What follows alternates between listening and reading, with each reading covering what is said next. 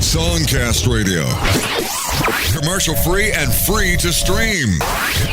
True music discovery. Hello and welcome to Spotlight. My name's Joe Cleon, and our featured artist hails from Oklahoma, someone I'm very proud to have on the show. Her name is Darla Z. Website is darlaz.com.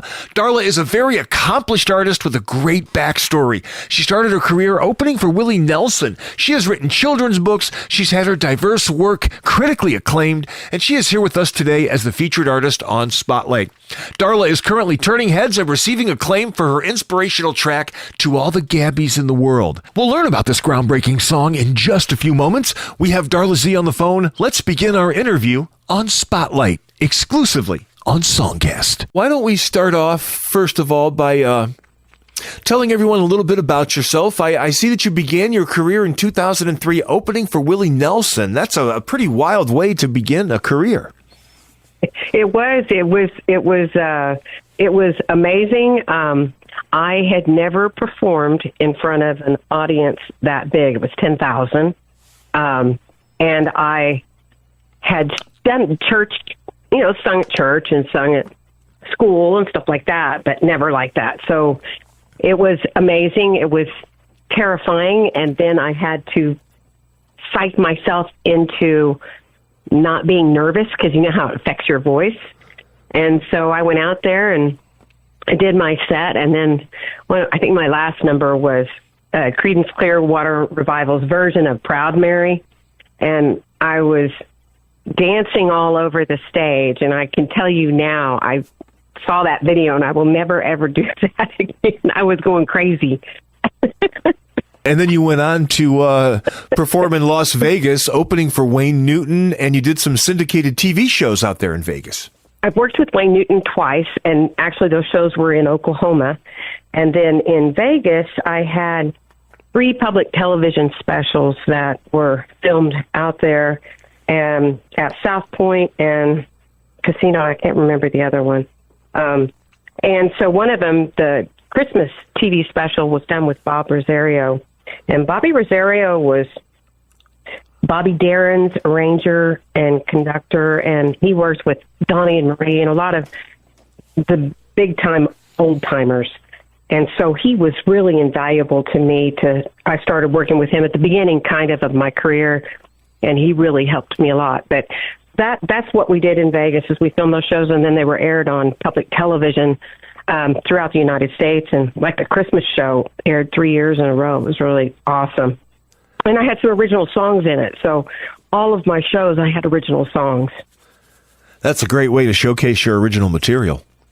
Mm-hmm. And I wrote with Bob Rosario, so 2 songs, and then he went to heaven. But I think I'm the only one he ever wrote songs with, and that is, to me, a real blessing.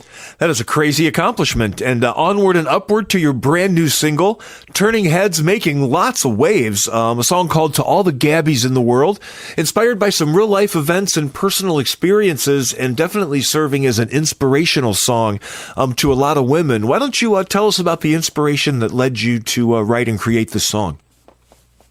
Oh, I appreciate that. When we saw, my husband and I saw the nationwide search for Gabby Petito, and then you saw the images about her, where it just showed her persona. It seemed like she was such a sweet girl, and then we didn't buy the story that the boyfriend, fiance had done, that it just didn't smell right. We've done a lot of criminal law in our history. My husband's a trial lawyer. And so, we watched it for 3 weeks as they were trying to find her, and then the guy's story didn't ring true, and saw the videos of the 911, the responders, and so that affected us greatly. And then at the same time, I had a friend of mine who was married to a prominent man here in Oklahoma City, and she texted me one night and says he hurt her really bad, and I knew that she had always been with abusive men in the past. I didn't know her very well at the time, but then as I got to know her, then I saw the way domestically abused women act, and she would, like cower or turn her eyes down when she talked to my husband, calling sir, things like that. And so we would start, I was trying to build her up, make her feel strong. So we, Twisted Sister's song, We Ain't Gonna Take It. We put that on blaring in our living room, and I'd march her around the living room, and we'd be singing that song at the top of our heads because I was trying to get her to feel strong. So with that said, and I saw, there was a legal battle that went on for Sherry, and the emotional toll that everything went with her.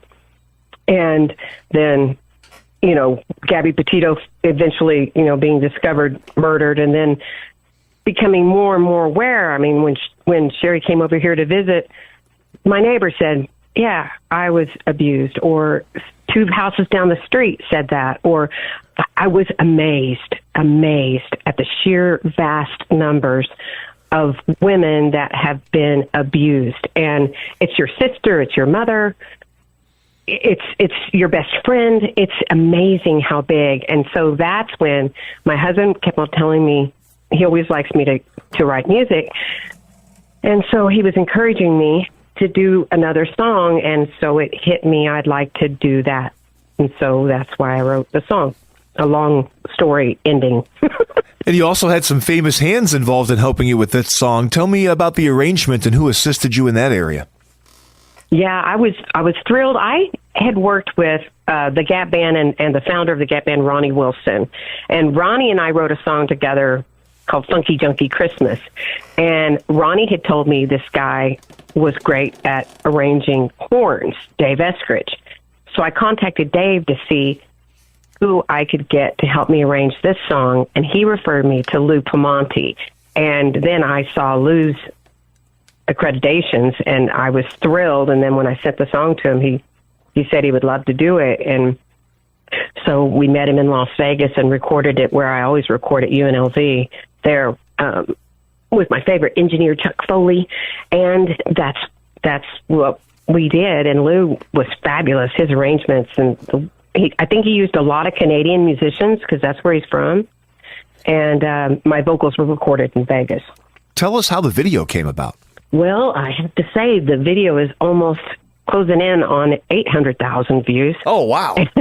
Yeah, it's almost 800,000 on Facebook and around 120 or 115,000 on YouTube. So it's closing in on 1 million. I expect that by week, no doubt. And the video was produced by, well, it was directed by Rick Walker. I wrote the script up, and then Rick Walker has got some excellent movie credits and he's award-winning director. And I had worked with him before on my Christmas special, so that's how I knew Rick. And he's from Oklahoma. So he did, it is just stunningly beautiful. It's a beautiful video, and I'm really proud of it. It's already been accepted at some film festivals, international film festivals, so it's taking off in that respect with the film community. So I'm really proud of that. I'm proud of Rick. He did a great job. I saw the YouTube views. I didn't realize you had 800,000 on Facebook. That is incredible. Yeah, and I get a lot of comments, and people are saying, I used to be a Gabby type thing. So I don't know. I hope my hope and desire is that someone that's living in that kind of a bad situation, horrible situation, that they get motivated to leave, to find help, to get out and start a new life. If they have kids, my gosh, you gotta leave. You can't hang around that because it won't turn out good no matter what. So I just pray that this song helps inspire and encourage women to leave. And if I just touch one life, it'll make me happy, really happy. If you can help save one person, it's definitely worth the effort. That's for sure. Yep. So the song and the video haven't been out for very long. What kind of plans do you have to promote this and to get this out to the masses? Well, wonderful people like you, Joe. So I appreciate people who are interested. Some domestic violence websites and social media pages have picked it up and shared it. We have plans to have it play at some speaking engagements that are being done for domestically, for those kind of shows, speaking engagements. And just hoping social media and YouTube and the streaming list pick it up and start. And besides the film festivals, that was a surprise to me. I've gotten, just today, about 15 invitations to have it entered into their film festivals. So I wasn't expecting that, but sometimes God gives you something that you don't expect, and it's even better than you dreamed of. So I guess that's it in a nutshell. That is really incredible. Congratulations. Thank you. Well, let's say people want to find you online, social media. Do you have a website? Why don't you tell people where they can go about hooking up with you and following along online? Yeah, my website, my official YouTube page is Darla Z, and then I've got a website, and it's www.darlaz.com, and then I've got an official page on Facebook. For sure, the old school stuff, YouTube, Facebook, and my website. And I've got keto-friendly episodes, the Singing Keto-Friendly Chef on YouTube channels. And I sing and cook. Any gigs coming up in Oklahoma or Las Vegas or anywhere else? Well, we're actually working. I don't know if you saw that I'm also a children's book author. And so I've written several books, and I've got a screenplay ready that I believe we're going to be working on the music for that. And that's going to be a national release. So that's my goal there. And then I've been asked to do a show here in Oklahoma City. I do a lot of fundraisers for organizations like the Oklahoma History Center or, OCU School of Nursing, something like that. I've done a lot of those. And so that's what's on the next burner is a fundraiser event. Congratulations on being so inspirational and just having such a great song that will help to empower women that are in bad situations. That's really really an admirable thing that you're doing. I appreciate the compliment, but I give glory to the other people and my husband and everybody who's encouraged me to do this stuff. You know what I mean? Absolutely.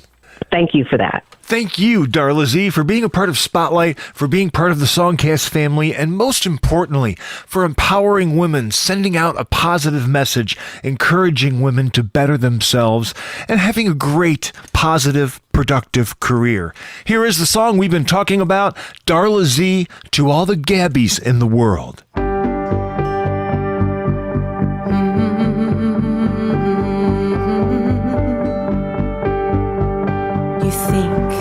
There's no way out.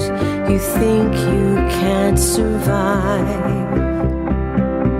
Tired, no one's listening, 'cause they laughed while you cried. Time to take your life back.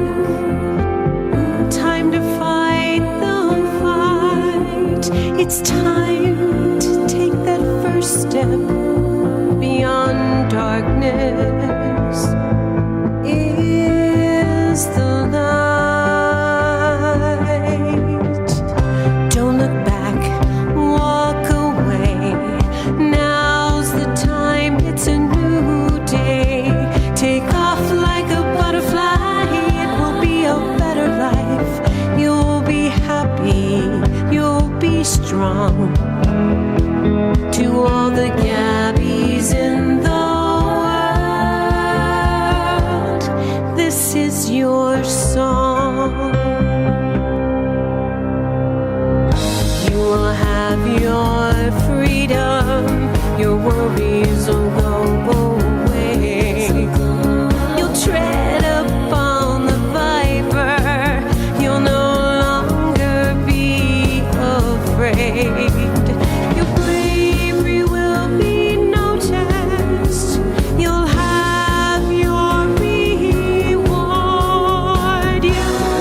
Are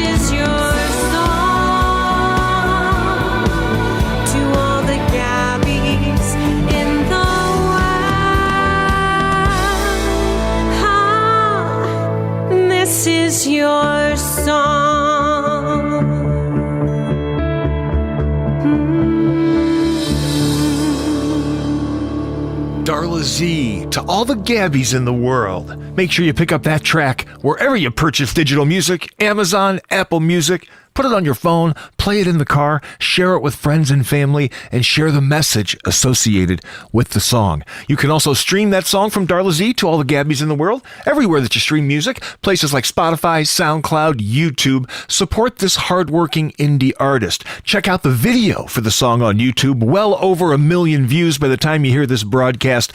Post links to the video on social media. And thank you so much to Darla Z for joining us on Spotlight and for producing such an incredible song. Listen, explore, discover indie music from around the world. Spotlight features all types of indie music: hip-hop, rock, pop, electronic, country, blues, jazz, and more. Spotlight. Listen to thousands of hours of archived indie music anytime, anywhere. Experience Spotlight, the best indie music from around the world. Commercial free and free to stream. SongCast Radio. True music discovery.